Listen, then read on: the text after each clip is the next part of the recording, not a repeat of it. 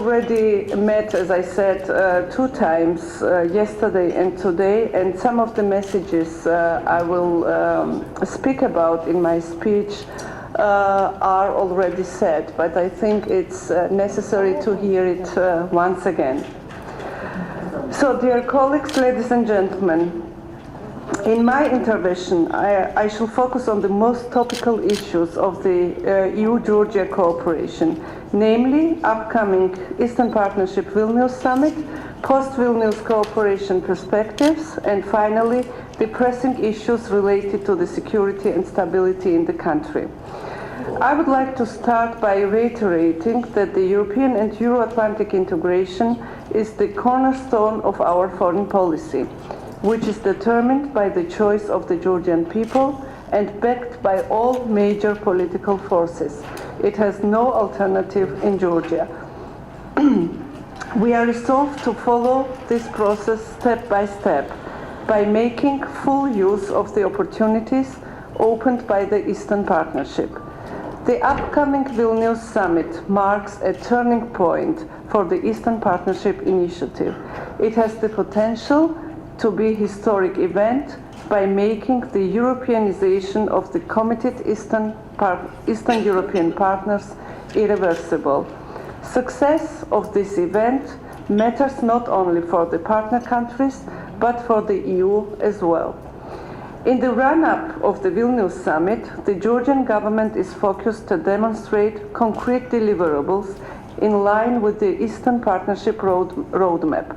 Primarily, we aim to initial the association agreement, including the DCFTA, and score maximum progress towards finalization of the first phase of the visa liberalization action plan. We expect the European Union to deliver on its commitments with this respect as well. Cooperation with the EU in common foreign and security policy, as well as in common security and defense policy, is among the priorities of our government. In this context, Georgia has been aligning in the EU foreign policy statements and declarations since 2007. Furthermore, in parallel to NATO missions, we are ready to contribute to common security through participation in the EU-led crisis management operations. We are finalizing the negotiation process on the relevant framework participation agreement, which is planned to be signed by the Vilnius Summit. We are willing to participate in the EU agencies and programs, which offers additional opportunities for intensifying countries' European integration process in different sectors. Through approximation with the EU acquis and sharing of the EU's best practices. In this context, we are ready to sign the relevant protocol by the Eastern Partnership Vilnius Summit. As to the post-summit goals, in order to maintain the momentum, we believe this is a good opportunity to bring new quality to our relations and make the European perspective a reality for relevant Eastern European partners. We expect to sign the association agreement before the expiration of the term of the current European Commission, in order to timely start its provisional application and gain benefits of economic integration. We are confident that this is doable, as there is a similar intention from the EU member states as well as the European Commission. The new generation association agreement between the European Union and Georgia will ensure countries' political association and economic integration with the EU. It will send strong message internationally and domestically, as well as further promote democratic and economic development. In addition, timely launch of the association agreement, including the DCFTA, will once again confirm Georgia's commitment to the European integration and the irreversibility of this process. Apart from that, visa-free travel with respective Eastern European partners, based on the successful implementation of the visa liberalization action plans, should be one of the highlights of the post-Vilnius period. In this context, we rely on the EU's relevant support according to individual and merit-based approach. I would like to draw your attention to ongoing developments in the Eastern Partnership region, where we observe serious pressure from Russia on some Eastern European partner countries by using various methods. In this light, we welcome the resolution of the European Parliament of September 12th on the pressure exerted by Russia on Eastern Partnership countries, which stresses the EU's responsibility to defend its Eastern partners from Russia's unacceptable actions aimed at deterring them from the association with the European Union. We also appreciate the EU's readiness to intensify dialogue with Moscow, explaining that Eastern Partnership is not a policy directed against Russia. From our side, we are committed to make all relevant steps towards normalization of our relations with Russia, though Georgia's attempts in this regard are framed by existing red lines: territorial integrity within internationally recognized borders and European and Euro-Atlantic aspirations. In this context, Georgia has been under the constant pressure from Russia exerted through different methods at different times. Since last October, the new government has made the following steps to normalize relations with Russia. Particularly, aggressive rhetoric against Russia was abandoned. A special representative was appointed by the Prime Minister to facilitate economic, cultural, and humanitarian relations with Russia. Decision was made to participate in the Sochi Olympic Games. Readiness was expressed to cooperate with Russia's relevant agencies on security issues related to the Sochi Olympics. Despite these bilateral steps, and notwithstanding some positive dynamic in trade, economic and humanitarian cooperation, regrettably, Moscow has further intensified its provocative policies and illegal actions across the occupation line aimed at destabilizing Georgia. To that end, the EU's enhanced engagement in promoting stability and security in Georgia bears vital importance for us. The government of Georgia remains deeply concerned by the illegal process of installation of barbed wire fences and embankments along the occupation line in the Tskhinvali region, which entails dire humanitarian and human rights consequences for both Georgian and Ossetian population. It also impedes people-to-people contacts and reads as an attempt to obstruct the peace process. The Russian actions constitute a blatant and ongoing breach of Georgia's territorial integrity and of its internationally recognized borders, being in contravention to the fundamental norms of international law, including the international humanitarian law and human rights principles. They also run against the fundamental values and standards shared by the civilized democratic community. The continued occupation also represents a plain violation of the 6-point ceasefire agreement from 2008 to which Russia is a signatory.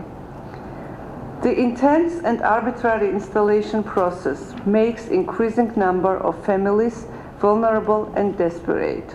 We expect that Geneva international discussions to take this issue with utmost urgency and make proper assessment of the ensuing grave humanitarian consequences and potential threat to peace and stability that the recent developments pose.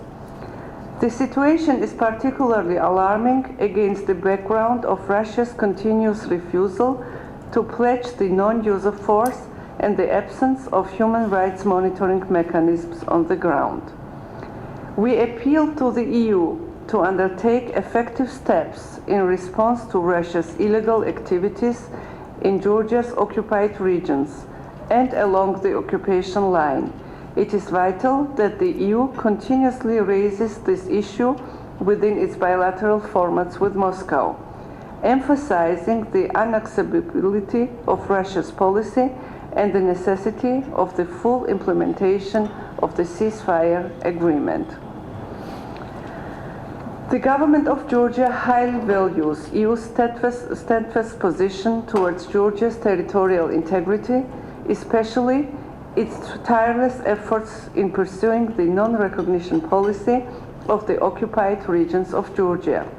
Thanks to our concerted and effective endeavors, we have been successful in eliminating the concrete risks related in the practice of buying the recognition of the Georgian regions of Abkhazia and Tkhinvali by Russia. Considering the persisting risk of the recognition of Georgia's occupied regions due to Moscow's continuous efforts, we urge the EU to continue using the leverages to prevent the illegal cases of the recognition. The government of Georgia remains committed to the Geneva international discussions as the key format for the implementation of the ceasefire agreement. We value the international nature of the format and attach particular importance to the role of the EU in the Geneva international discussions. As you are aware, in the framework of the Working Group 1, one of the central items pertains to the non-use of force. It should be clearly emphasized that the progress on this issue is possible only after the Russian Federation reciprocates the Georgia's unilateral, legally binding non-use of force pledge, undertaken by the President in November 2010 and reiterated by the new Parliament of Georgia in March 2013. In this regard, we rely on the co-chair's role and our partners' diplomatic influence that can persuade Moscow to undertake the reciprocal step. Unfortunately, our efforts within the Working Group 2 to provide practical solutions to humanitarian needs of the conflict-affected population face the attempts of Sukhumi and Tkhinvali to use the humanitarian issues for their political purposes. It is essential to call on Russia to accept the applicability of internationally recognized basic norms and principles and start constructive talks on the safe and dignified return of IDPs and refugees within the framework of the Geneva discussions. We attach special importance to the role of the EU and its special representative in facilitating the unhindered operation of both working groups that will enable us to focus on the substance of the discussions. To end the deadlock and reach the substantive results, a strong message should be conveyed to Russia to ensure its constructive participation in the discussions. The government of Georgia welcomes the extension of the EUMM mandate until 14 December 2014 and the appointment of Mr. Toivo Klar as the head of the mission. We reiterate our readiness to continue clear cooperation with the EUMM.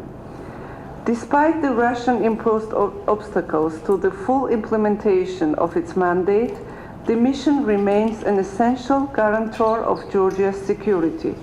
The EUMM represents a credible political deterrent to any possible escalation of the situation, particularly in light of the continued militarization of Georgia's occupied regions and Russia's illegal activities along the occupation line. Facing Russia's illegal activities on the ground and intensification of the destructive measures, it is critical that EUMM continues functioning with the current staff strengths and ensures full implementation of its mandate. We believe that the slightest modification, reduction of the EUMM composition or weakening of the mandate will give green light to Russia for further illegal activities on the occupied territories. Thank you very much.